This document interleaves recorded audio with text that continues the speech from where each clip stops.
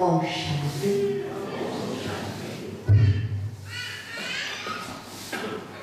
आज विशेष हम सभी जन्माष्टमी के उपलक्ष्य में यहाँ पर एकत्रित हुए हैं। स्वर्णिम संसार के रचयिता पतित पावन ज्ञान सागर परमात्मा की अति प्यारी संतान सभी सर्वात्माएं भाई बहने, अभी हम सब एक सदियों की दुनिया के अंदर बैठे हैं, जिस स्वर्ग की महिमा सुनते आए, जिस स्वर्ग के बारे में कल्पना करते आए और स्वर्ग नाम सुनते ही कहते हैं कि हमारा मुख मीठा हो जाता है। स्वर्ग शब्द ही हमको सुख देता है। तो कल्पना करें, रियल में वो स्वर्ग जब होगा तो कैसा होगा। स्वर्ग शब्द सुनते मुख मीठा होता, स्वर्ग की झांकी देख करके हमारा मन हर्षित होता। तो रियल में जब इस सृष्टि के ऊपर स्वर्ग होगा तो कैसा होगा। गीत भी सुन रहे थे, जिसकी रचना इतनी सुंदर, वो कितना सुंदर होगा। क्योंकि हमेशा रचना को देख करके रचयिता की याद आती है। कोई भी बहुत अच्छा बच्चा देखते हैं तो तुरंत कहते हैं इसके माँ बाप कैसे होंगे। अगर कोई बहुत अच्छी व्यक्ति होती है, बहुत अच्छे कर्म करने वाली, तो भी कहने में आता है कि भाई इसके माँ बाप उन्होंने उसको कितने अच्छे कर्म सिखाए हैं। तो इसी रीति से जन्माष्टमी जो भारतवर्ष का बहुत फेमस धार्मिक त्योहार है, पूरे ही भारतवर्ष के अंदर बड़ी धूमधाम से ये त्योहार मनाया जाता है। और जो भी कृष्ण के भक्त हैं पूरा दिन उपवास रखते हैं। रात्रि को 12 बजे कृष्ण जन्म करके फिर खाते हैं। जिस कृष्ण को बचपन से ही लाला लाला करते हैं और लाला को झूले में झुलाते हैं। और ऐसा श्रेष्ठ श्री कृष्ण जैसे इस दुनिया के अंदर भी अगर कोई व्यक्ति बहुत धनवान होता है, हर एक रीति से संपन्न होता है, तो तुरंत कहने में क्या आता है कि जरूर उसने पास्ट में अच्छे कर्म किए हैं। किसी भी व्यक्ति का वर्तमान जन्म उसके पास्ट के कर्मों की स्मृति दिलाता है। तो ऐसे ही श्री कृष्ण जो कि बचपन से ही उसका जीवन कितना श्रेष्ठ रहा है, और हमारा भागवत शास्त्र पूरा ही कृष्ण के चरित्रों से भरा हुआ है। कृष्ण भक्त उस भागवत के एक एक चरित्र को पढ़ते हुए, सुनते हुए कितना खुशी का अनुभव करते हैं। जैसे हम सुन रहे थे कि कृष्ण को अलग अलग नाम से भी बुलाया जाता है, और हर एक नाम उसके श्रेष्ठ कर्तव्य की या उसके जीवन के गुणों की स्मृति दिलाता है। आप सब जानते हैं कृष्ण को एक नाम उसको मोहन भी कहते हैं, और मोहन का अर्थ ही होता है मोह प्लस न, जिसमें जरा भी मोह नहीं है। गोपियों के साथ रास रचाया है, कृष्ण के साथ इतना, यशोदा मैया के साथ इतना प्यार है, यशोदा मैया की पालना ली हुई है। कृष्ण के चरित्र को आप सबने सुना होगा, लेकिन याद करो उस चरित्र को कि जो ये स्पष्ट करता है कि कृष्ण में जरा भी मोह नहीं था। जबकि कृष्ण गोकुल से मथुरा जा रहा था, गोपियां उनको रोक रही थी, बहुत उसको रोक रही थी कि नहीं जाना है, लेकिन गोपियों का प्यार भी कृष्ण को रोक नहीं सका। तो मोह प्लस न, जिसके जरा भी मोह नहीं। प्यार सबके साथ था, लेकिन मोह नहीं था। प्यार और मोह इन दोनों में फर्क है। प्यार जहाँ होता है वहाँ अगर वह व्यक्ति जब दूर होती है, लेकिन उसके दिमाग में, उसकी स्मृति में रहता है कि अगर दूर जा रहा है किसी कार्य अर्थ, अपने प्रगति के लिए, तो वहाँ दुख नहीं होता। लेकिन जहाँ मोह होता है, अटैचमेंट होता है, तो अटैचमेंट के कारण जब वह व्यक्ति उससे दूर होता है, तो चाहे कितना भी वो समझता हो कि इसकी उन्नति हो रही है, ये है, लेकिन वो दुखी होगा। कहने का भाव है मोह हमको दुखी करता है, प्यार हमको आनंद की अनुभूति कराता है। तो कृष्ण का जो एक नाम है मोहन, इसका अर्थ ही है कि जिसमें जरा भी मोह नहीं था। तो ऐसे ही दूसरा नाम उसका है मनमोहन। अब मनमोहन का क्या अर्थ करेंगे? जो सभी के मन को मोहित करने वाला है। मोह नहीं है, लेकिन सभी के मन को मोहित करता है, आकर्षित करता है, सभी के मन को, सभी के दिलों को खींचता है।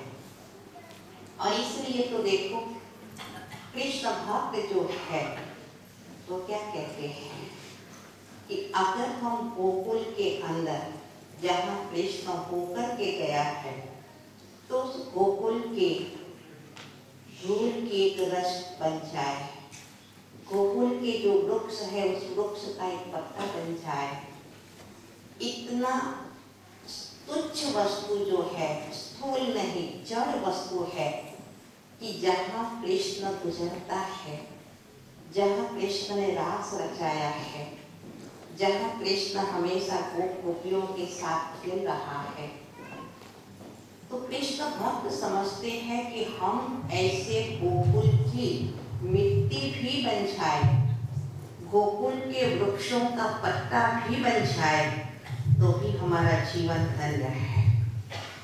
इतना कृष्ण के प्रति प्यार है।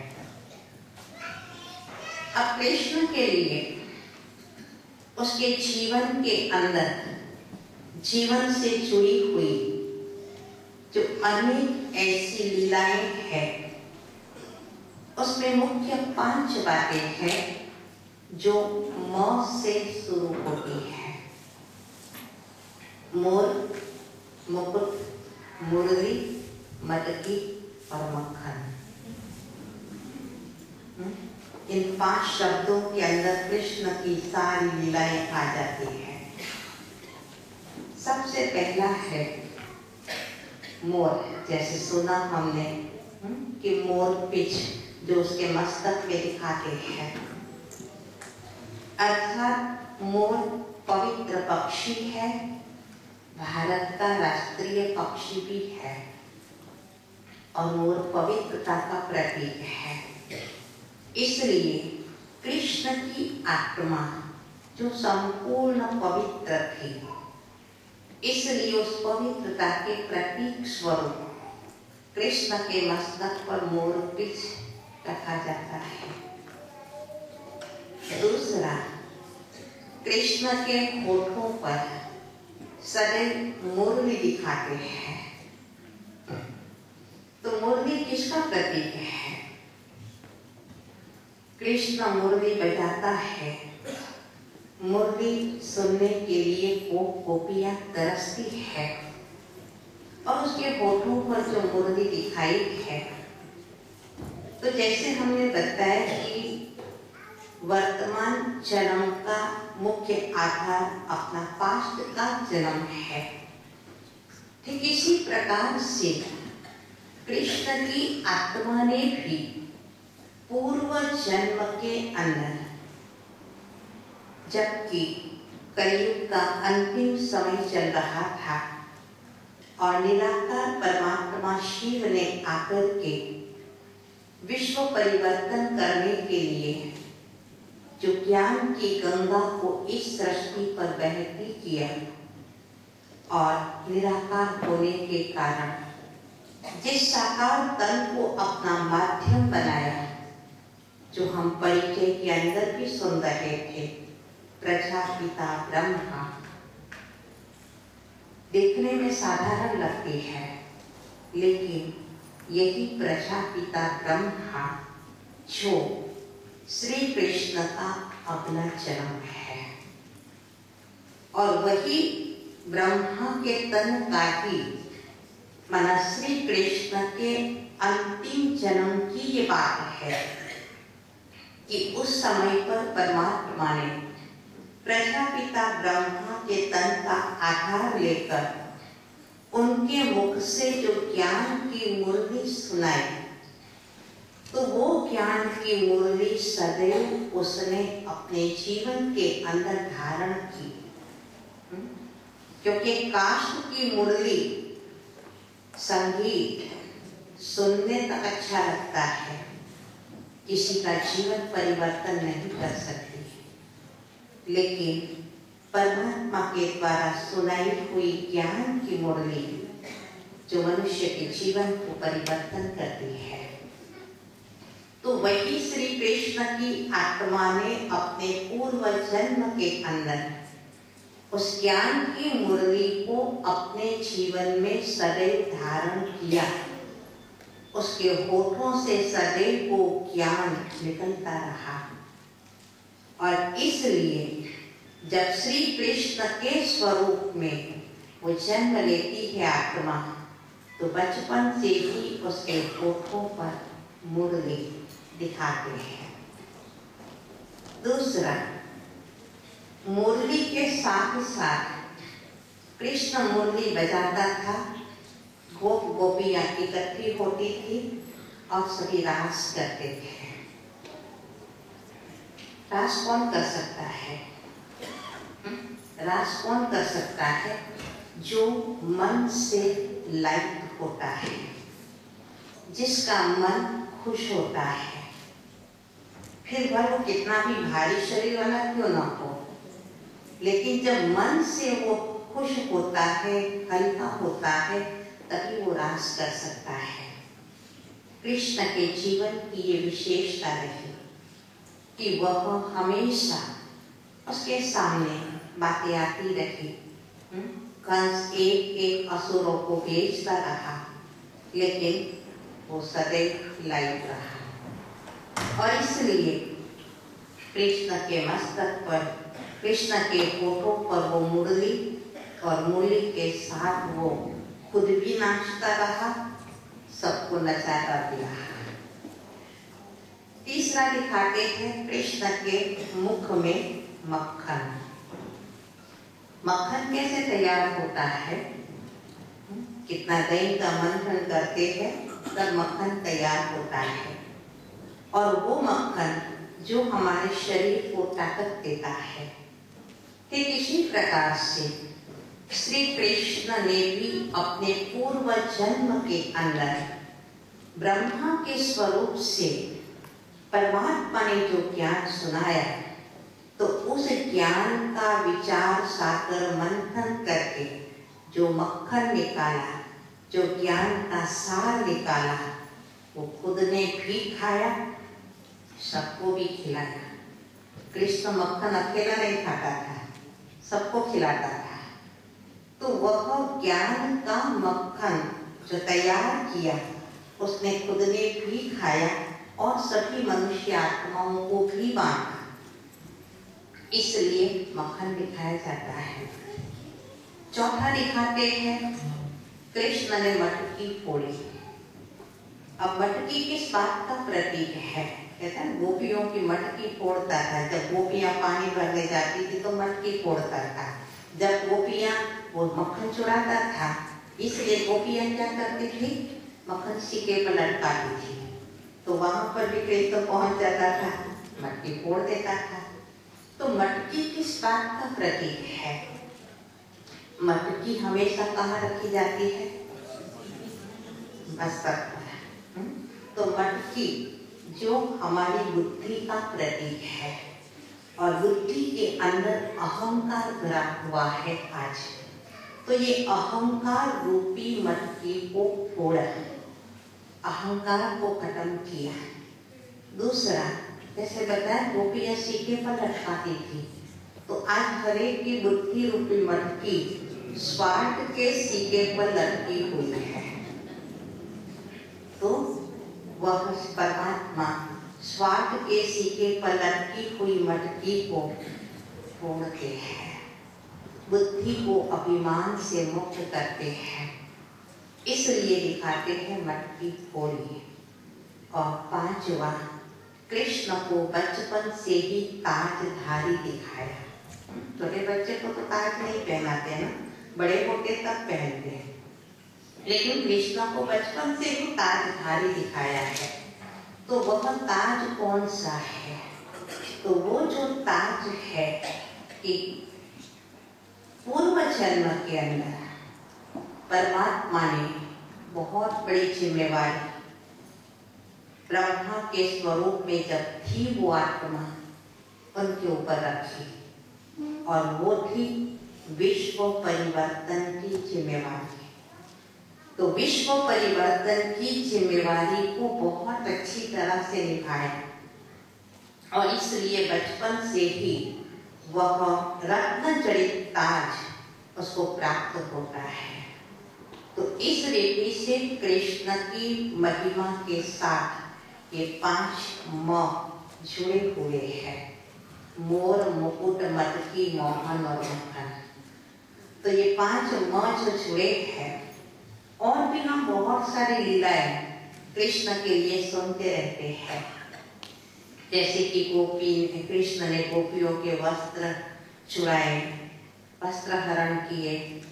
अब अगर आज की दुनिया के अंदर कोई मनुष्य ऐसी कोई भी प्रकार की हरकत करता है तो क्या कहेंगे? इसके अंदर कितनी चंचलता है।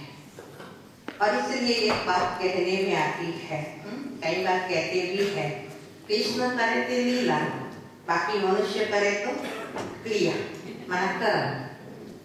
इसलिए कृष्ण कुछ भी करता है तो वो गलती नहीं माना जाता, लेकिन कोई मनुष्य वो हरकत करता है तो वो गलती माना जाता है। क्यों ऐसा? क्योंकि लोगों ने कृष्ण की बताई हुई जो लीलाएं हैं उसके आध्यात्मिक अर्थ को समझा ही नहीं है। परमात्मा उस एक एक लीलाएं जो दिखाते हैं उसका आध्यात्मिक अर्थ समझाते हैं। कि जैसे कृष्ण ने गोपियों के वस्त्र चुराए, वास्तव में वो वस्त्र कौन से है?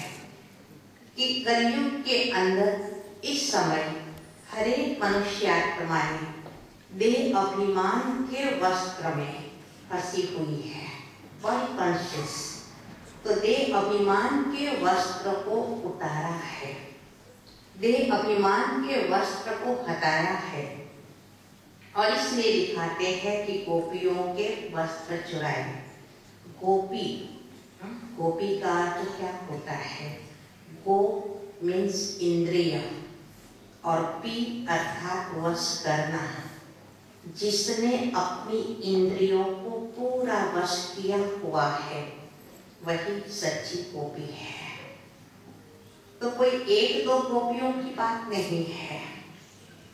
ये सारी जो भी कृष्ण की लीलाएं दिखाई जाती है वह सब कलयुग के अंतिम समय की ही ये सब बातें हैं कि कलयुग के अंतिम समय पर, जबकि गीता के अंदर जो बताया गया है कि यदा यदा हि धर्मस्य ग्लानिर्भवति भारत अभ्युत्थानम् अधर्मस्य तदात्मानं सृजाम्यहम्, कि जब धर्म की अति ग्लानि होती है, अनेक अधर्म सृष्टि पर फैल जाते हैं, तब अनेक अधर्मों का विनाश और एक सत्य धर्म की स्थापना के लिए मैं अवतरित होता हूँ। अब ये जो श्लोक है, ये जो वर्षंस है, वो किसने कहे होंगे? तो इन सारी बातों को समझना ये भी इतना ही जरूरी है कि ये जो भी सारे वर्षंस है कलयुग के अंतिम समय पर, तो वह निराकार परमात्मा ने ही बताया कि कलयुग के अंत में मैं सृष्टि पर आता हूँ, जब धर्मग्लानि का समय होता है। क्योंकि कृष्ण को हम द्वापर युग में ले गए, द्वापर के अंतिम समय पर, और उस समय पर महाभारत का युद्ध हुआ। अब ये सारी बातें कि जहाँ, और ऐसा क्यों हुआ उसका भी कारण है, क्योंकि लक्ष्मी नारायण को हमने सतयुग में दिखाया, राम सीता को त्रेता में दिखाया, अब राधे कृष्ण को कहाँ रखे? तो उनको द्वापर में ले गए, क्योंकि राधे कृष्ण और लक्ष्मी नारायण ये एक ही जन्म के दो नाम है, ये हम नहीं जानते हैं। बचपन में जो राधे कृष्ण थे वही बड़े होकर के स्वयंवर के बाद लक्ष्मी नारायण कहलाते हैं। सतयुगी दुनिया की यह भी एक प्रथा, एक रिवाज था कि स्वयंवर के बाद नाम बदली होता है। तो जो बचपन में राधे कृष्ण थे वही स्वयंवर के बाद लक्ष्मी नारायण कहलाते हैं, और लक्ष्मी नारायण का ही कंबाइंड स्वरूप जो विष्णु चतुर्भुज है। तो वास्तव में तीनों ही नाम एक ही जन्म के हैं, और इसलिए हम देखेंगे किसी भी शास्त्रों के अंदर लक्ष्मी नारायण के जन्म की हिस्ट्री नहीं है। लक्ष्मी नारायण का बचपन कहाँ है? नहीं। लक्ष्मी नारायण के माता पिता कौन है? नहीं पता है। लक्ष्मी नारायण को हमेशा युवा अवस्था में और युगल स्वरूप में और कमल से पैदा हुआ दिखाते हैं। अब कमल से तो कोई पैदा नहीं हो सके, पर वास्तव में इसके पीछे का राज है कि जो बचपन में राधे कृष्ण थे वही स्वयंवर के बाद लक्ष्मी नारायण कहलाते हैं। और इसलिए ही हम भक्ति में ये गाते हैं, जो अभी अभी सुन भी रहे थे, श्री कृष्ण गोविंद हरे मुरारी, हे नाथ नारायण वासुदेव। तो जो श्री कृष्ण है वही बड़ा होकर के श्री नारायण बनते हैं। और इसलिए सत्यों की दुनिया का प्रथम महाराज कुमार और वो है श्री कृष्ण। तो जैसे बताया कि श्री कृष्ण का नाम सुनते बहुत उससे प्यार जागृत होता है। कृष्ण इसका एक नाम, उसको वैकुंठ नाथ भी कहते हैं।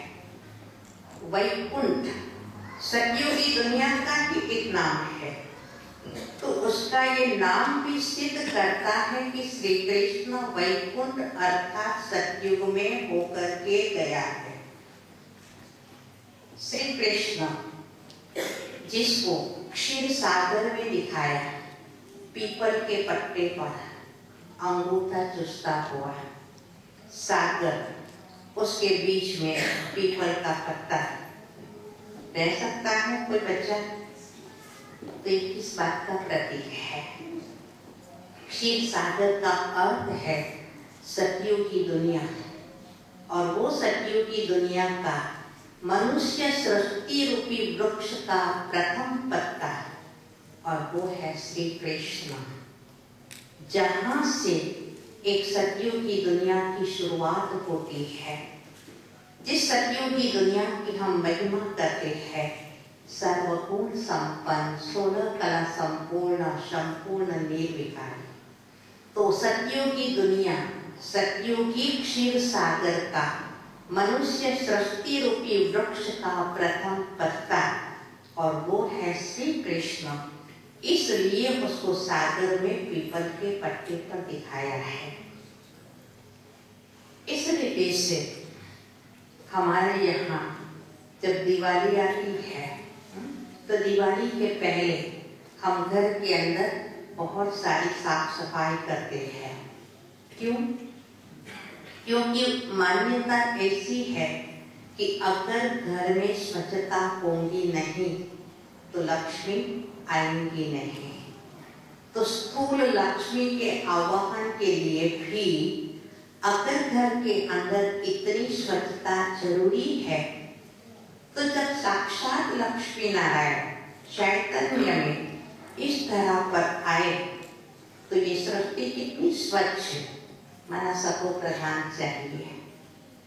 और इसलिए ही कहते भी है कि जहाँ असुर है वहाँ देवताएं कभी धरती पर पैर नहीं रखते, और जहाँ देवताएं हैं वहाँ असुरों की परछाई भी नहीं होती है।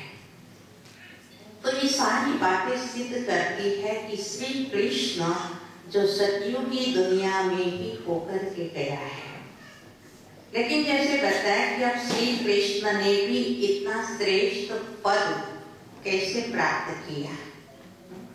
कोई भी व्यक्ति पढ़ाई से, पुरुषार्थ से प्रारब्ध को प्राप्त करता है, तो श्री कृष्ण ने भी ऐसा श्रेष्ठ जन्म, ऐसी श्रेष्ठ प्रारब्ध कैसे बनाई होगी? तो उसका कारण है, उसके पीछे उसका आधार है उसका अगला जन्म, और वो है कलयुग का अंतिम जन्म। क्योंकि जो हम कहते हैं ना कि द्वापर में कृष्ण होकर के गया, और उस समय पर गीता का ज्ञान कृष्ण ने सुनाया। सोचो, यदा यदा की धर्मस्य की बात करते हैं, जो अनेक धर्म, तो अनेक धर्म कलयुग में है। द्वापर युग में तो इतने धर्म होते ही नहीं है। जो लड़ाई झगड़ों की बात है कलयुग में है, जो विकारों की बात है कलयुग में है। तो उस अनुसार द्वापर युग की सिचुएशन ऐसी नहीं थी कि वहां ज्ञान की आवश्यकता हो, और फिर भी मान लगे नहीं द्वापर में ही लिया है। तो दूसरा प्रश्न ये होता है कि अगर द्वापर में गीता का ज्ञान दिया गया, तो उसके बाद कलयुग क्यों आया? डायरेक्ट सतयुग आना चाहिए। क्या गीता के भगवान ने ऐसा ज्ञान दिया कि जिससे और भी दुख की दुनिया स्थापन हुई? डायरेक्ट सतयुग आना चाहिए। तो ये बात भी सिद्ध करती है कि गीता का ज्ञान द्वापर के अंत में नहीं दिया गया, लेकिन कलयुग अंत में दिया गया, कि जिसके बाद फिर सतयुग आया। और सृष्टि नाटक के क्रम अनुसार भी देखा जाए तो 4 युगों को तो हर एक मानते हैं ना, कि सृष्टि नाटक में 4 युग है, सतयुग, त्रेता, द्वापर, कलयुग। आज किसी से भी पूछा जाए यहाँ पर अभी कौन सा युग चल रहा है, क्या कहेंगे? हर एक के मुख से क्या निकलता? कौन सा युग चल रहा है? कलयुग। कोई ऐसा कहेगा कि नहीं सतयुग चल रहा है? नहीं।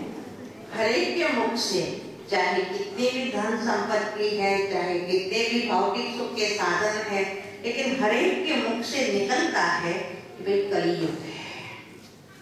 उसमें भी कई बार समाचारों को ऐसा सुनते हैं तो क्या कहते हैं, अभी तो घोर कलयुग आया है, घोर नरक हो चुका है। तो हर एक ये कहते हैं, मानते हैं कि ये कलयुग है। अब जब ये कलयुग है तो कलयुग के बाद फिर से नंबर किसका है?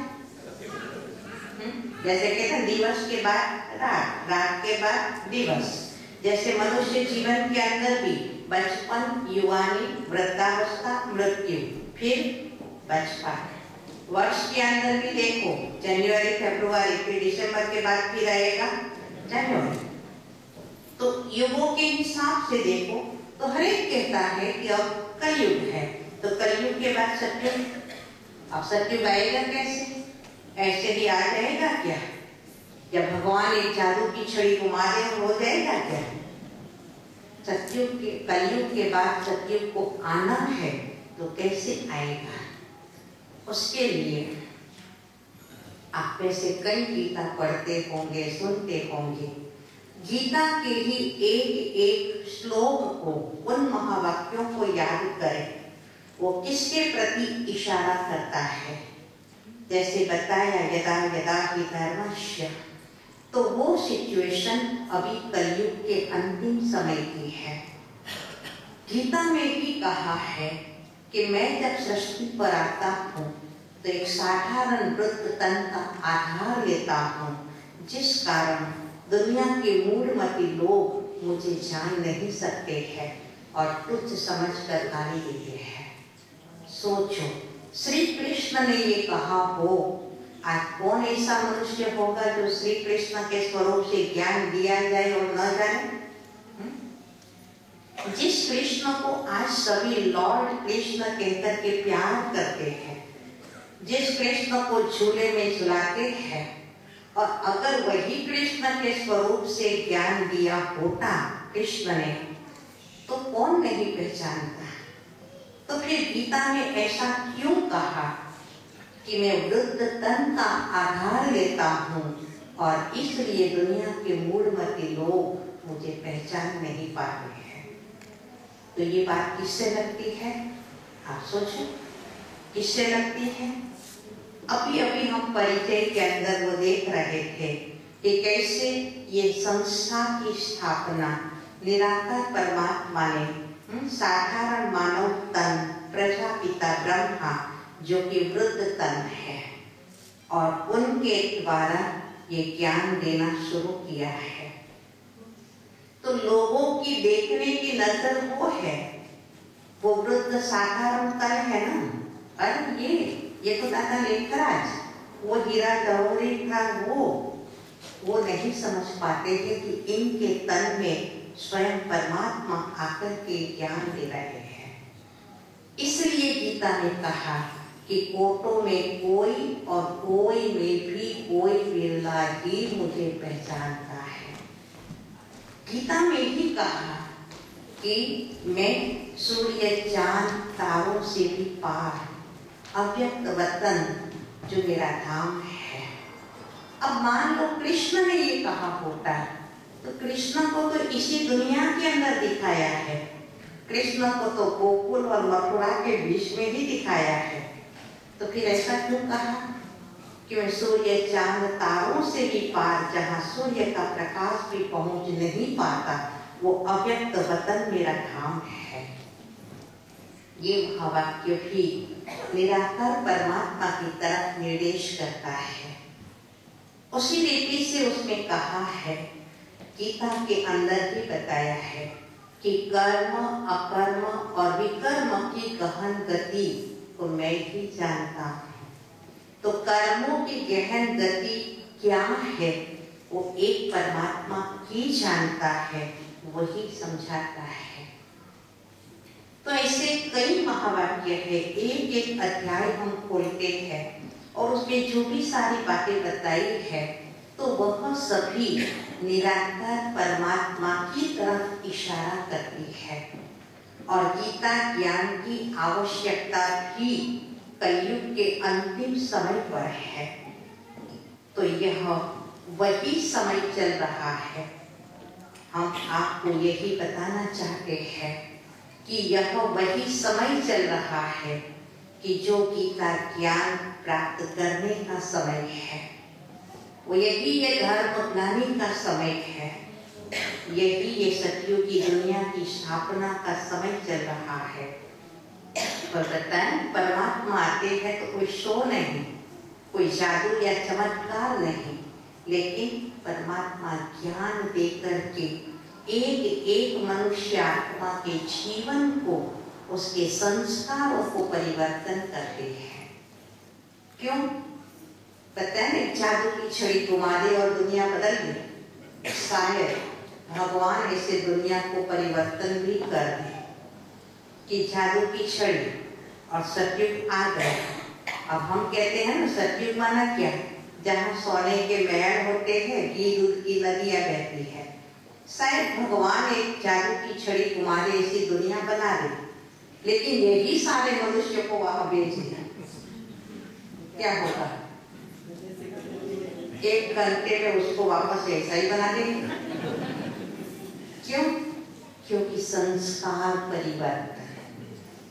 तो परमात्मा आकर के मनुष्य आत्मा को ज्ञान देकर के उसके संस्कारों को, उसके जीवन को परिवर्तन करते हैं और फिर सतयुग की दुनिया आती है। इसलिए ही कहते हैं संस्कार परिवर्तन द्वारा संसार परिवर्तन। तो यहाँ पर परमात्मा जो ज्ञान देते हैं वो हमारे संस्कारों को परिवर्तन करने का ज्ञान है। वो हमारे जीवन के जिन वैल्यूज को हम खो चुके हैं, पुनः उन वैल्यूज को धारण करने के लिए ये ज्ञान है। बहुत अच्छी हमको एक कहानी याद आती है। कहानी नहीं, प्रैक्टिकल में हमने अनुभव किया था। एक बार एक स्कूल में गए थे और स्कूल के अंदर छोटे बच्चों को भी वैल्यूज सिखाने के लिए अलग अलग प्राणियों के चित्र रखे थे और उस चित्र के नीचे उसका जो वैल्यू है वो लिखा था। सबसे पहला एक चित्र था और वो चिड़िया का चित्र था। उसके नीचे लिखा था अल्पभाषिता, माना कम बोलो। दूसरा चित्र था एक कुत्ते का, उसके नीचे लिखा था वफादारी, माना वफादार बनो, वफादारी सीखो। तीसरा चित्र था एक कौवे का, कौवे के चित्र के नीचे लिखा था चतुराई सीखो, चतुर बनो। चौथा चित्र था एक तोते का, उसके नीचे लिखा था मीठा बोलो। और लास्ट में पांचवा चित्र एक मनुष्य का था। आप सोच सकते हैं मनुष्य के चित्र के नीचे क्या लिखा होगा? इमेजिन करें, क्या लिखा होगा?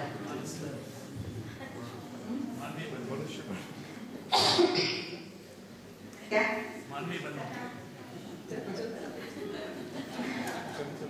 मनुष्य के चित्र के नीचे लिखा था खतरनाकता, सावधान रहो। खतरनाकता, सावधान रहो। इस स्टोरी का कहने का भाव ये है कि जिन पशु पंछियों के मूल्य बताए गए हैं, आज भी उन्होंने अपने उस मूल्यों को अपने जीवन में धारण करके रखा है। लेकिन जिस मनुष्य जीवन की इतनी महिमा हुई है, जिस मनुष्य जीवन को मूल्यवान कहा गया है, आज मनुष्य अपने जीवन के अंदर से उन मूल्यों को खो चुका है। तो फिर से हम अपने जीवन को मूल्यवान कैसे बनाएं? वही मूल्य, वही वैल्यूज परमात्मा हमें सिखा रहे हैं। इस विद्यालय का एक लक्ष्य ये भी है कि कैसे हम हमारे जीवन को फिर से वैल्यूएबल बनाएं, मूल्यों को पुनः धारण करें। तो उसके साथ विज्ञान ने बहुत सारी रोशनी तो कर दी है, लेकिन मनुष्य के जीवन के अंदर अज्ञानता का अंधकार, बाहर बहुत रोशनी है लेकिन अंदर ले जाओ तो वहां अंधकार लगा पड़ा है। विज्ञान ने बहुत सारे हमको मशीन तैयार करके दे दी है, लेकिन उन मशीन यंत्रों के साथ काम करते करते उसकी लाइफ भी यंत्र समान बन गई। विज्ञान मनुष्य को चंद्र पर ले गया, लेकिन उसका चरित्र पाताल में पहुंच गया। यंत्र तो बहुत तैयार किए हैं, क्या ऐसा कोई यंत्र विज्ञान ने हमें दिया कि कोई अशांत मानवी है एक मशीन दबाए और वो शांति का अनुभव करे? नहीं, इसके अंदर तो वो निष्फल ही गया है। इसलिए कहते हैं कि आज इस संसार की 3 मुख्य सत्ताएं हैं। एक है विज्ञान की सत्ता, दूसरी है धार्मिक सत्ता और तीसरी है राज्य सत्ता। तीनों का लक्ष्य एक ही है, एक ही था, और वो था इस संसार को स्वर्ग बनाना। पर आज हम देख रहे हैं विज्ञान भी निष्फल गया। बहुत सारे भौतिक सुख के साधनों के साथ साथ एटम बॉम्ब्स की भेंट ऐसी दी है जो मनुष्य के जीवन को भय से भयभीत कर दिया है, तो वो भी निष्फल गया। धर्म सत्ता की हालत आज क्या है हम सब जानते हैं, और राज्य सत्ता के अंदर भी आज सब एक दूसरे की टांग खींच रहे हैं। या तो बहुत अच्छा, हम गुजराती में एक कविता पढ़ते थे छोटे थे तब, वाड़ थईने चीबड़ा करे स्वांगी वस्तु क्यांथी मळे, राजा थई प्रजाने लूटे प्रजा कोने जई पर याद करे। यही हालत हम सब देखते हैं राज्य सत्ता की। तो तीनों ही सत्ताएं जब इस संसार को स्वर्ग बनाने में निष्फल जाती है, तब सुप्रीम सत्ता का इस धरती पर अवतरण होता है, और वही सुप्रीम सत्ता स्वयं परमात्मा आकर के ज्ञान की गंगा को इस तरह पर बहा करके फिर से कलयुग को सतयुग में परिवर्तन करते हैं, इस सृष्टि को स्वर्ग बनाते हैं। लेकिन जैसे बताया, शायद हम कहीं वो गफलत में न रह जाए कि असुर भगवान को आने में बहुत देरी है। परमात्मा कहते हैं नाम और मेवा, अभी नहीं तो कभी नहीं। यही वो समय है ज्ञान को समझकर फिर से हम अपने जीवन को मूल्यवान बनाएं। यही वो समय है कि जिस समय पर जो हमने जन्म जन्मांतर से भक्ति की है, उस भक्ति के फल को ज्ञान के स्वरूप में प्राप्त करें। भक्ति का फल ही है ज्ञान, और ज्ञान से सद्गति होती है। तो वो फल प्राप्त करने का समय चल रहा है। शायद कहीं ऐसा न हो कि उस परमात्मा को आए हुए 77 इयर्स हो चुके हैं। शायद आपको कल्पना लगे, शायद आप मानो या न मानो, स्वीकार करे या न करे, लेकिन जो वास्तविकता है, जो हकीकत है, वो हम आपको बता रहे हैं कि वो परमात्मा जिसको हम पुकारते थे, जिसका हम इंतजार करते थे, जिसकी हम भक्ति करते थे, वो परमात्मा पिछले 77 वर्षों से इस सृष्टि पर आकर के मनुष्य आत्मा को ज्ञान देकर उसके जीवन को श्रेष्ठ बना रहे हैं। उसको पुनः वो सत्युग की दुनिया के लायक, जो श्री कृष्ण की दुनिया स्थापन हो रही है, उस दुनिया में जाने के लिए हमें तैयार कर रहे हैं। क्योंकि जहाँ कृष्ण होगा अकेला तो नहीं होगा ना, पूरी राजधानी होगी। तो हम आपको निमंत्रण देते हैं, अगर उस सत्युग की दुनिया में, उस कृष्ण की दुनिया में आपको भी चलना है तो जरूर आप ब्रह्मा कुमारीज का कांटेक्ट करें। ब्रह्मा कुमारीज में दिया जाने वाला जो ज्ञान है उस ज्ञान को गहराई से समझे।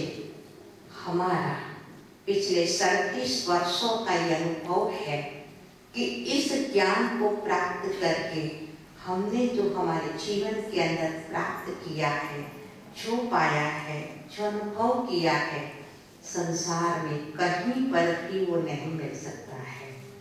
और इसलिए ही हम आप सबसे भी ये रिक्वेस्ट करते हैं कि आप भी एक बार ब्रह्मा कुमारीज में आकर के जरूर परमात्मा का दिया जाने वाला जो ज्ञान है उसको समझें, अनुभव करें और जीवन में धारण करें।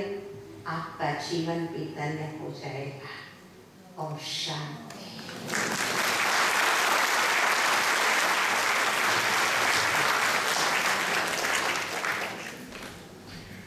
ओम शांति।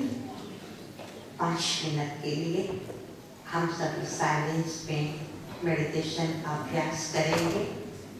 हम आपको पहुंचने देते जाएंगे, आप उसके स्वरूप में स्थित होते जाएंगे, क्योंकि जो ज्ञान प्राप्त करते हैं वो ज्ञान को जीवन में धारण करने का आधार ही मेडिटेशन है। क्योंकि मेडिटेशन से ही हम अपने मन और बुद्धि रूपी पात्र को स्वच्छ बनाते हैं और जिसके अंदर ज्ञान की धारणा होती है। जैसे कहते हैं शेरनी का दूध सोने के बर्तन में ही ठहरता है, तो हमारा बुद्धि रूपी पात्र जितना प्योर बनता जाता है ये ज्ञान उसमें टिक सकता है। तो हम चले 5 मिनट के लिए इस दुनिया से पार अपनी बैठक को सीधा कर ले। आंखों को चाहे खुला रखे चाहे बंद करें, जैसे आपको समझ लगे। ये हमारी मन और बुद्धि की यात्रा है। यहाँ बैठे ही मन और बुद्धि के द्वारा हम इस देह से, देह की दुनिया से पार जा रहे हैं। अनुभव करें मैं आत्मा एक चमकता हुआ सितारा इस देह के अंदर प्रकृति के मध्य विराजमान हूँ। शरीर मेरा एक वस्त्र है। शरीर रूपी वस्त्र को धारण करने वाली मैं आत्मा इस शरीर से अलग हूँ। शरीर की कर्म इंद्रियों से कर्म कराने वाली मैं आत्मा मालिक हूँ। मन, बुद्धि और संस्कार सहित हूँ। शरीर मेरा एक वस्त्र है। सृष्टि रंगमंच पर मैं आत्मा एक्टर शरीर रूपी वस्त्र को धारण कर पाठ बजा रही हूँ। मैं आत्मा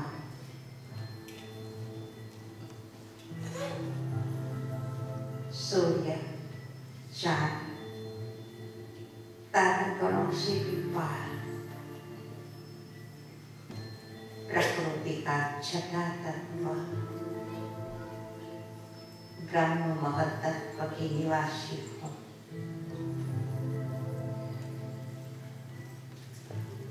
सृष्टि रंगमंच पर पाठ बजाने आई हूँ। आत्मा का वास्तविक स्वरूप शांति, आनंद, प्रेम, सुख,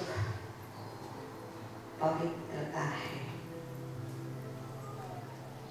जो मुझ आत्मा की ओरिजिनलिटी है, मुझे खींचती है। मन और बुद्धि के द्वारा हम चले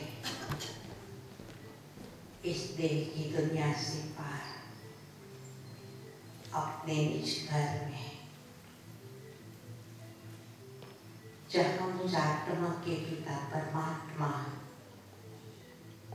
निराकार ज्योतिर्बिंदु स्वरूप विराजमान है। मैं आत्मा अपने पिता परमात्मा के पास पहुंचती हूँ। परमात्मा पिता मुझ आत्मा का आवाहन कर रहे हैं। आओ बच्चे,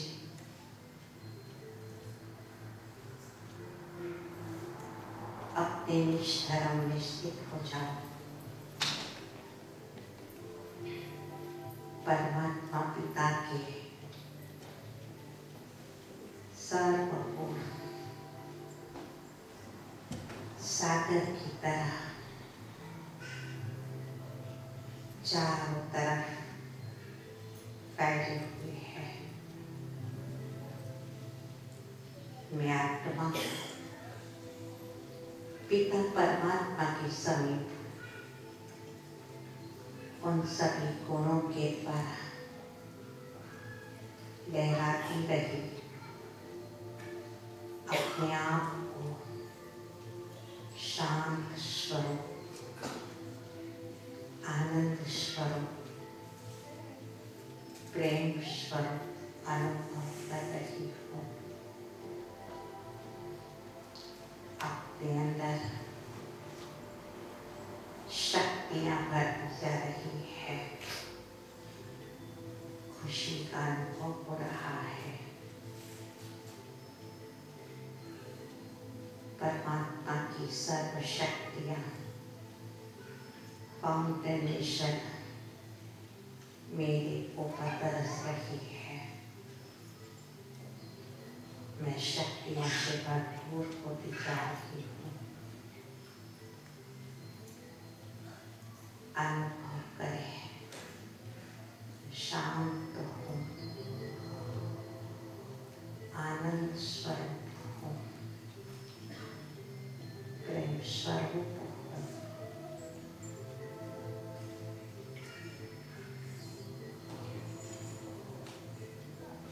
अपने अंदर सर्व गुणों का अनुभव समाप्ति हुए। पुनः मैं इस देह की दुनिया में, इस देह में प्रकृति के मध्य विराजमान होती हूँ। परमात्मा पिता से जो प्राप्ति की है, जो अनुभव किया है, वो मुझे सभी को बांट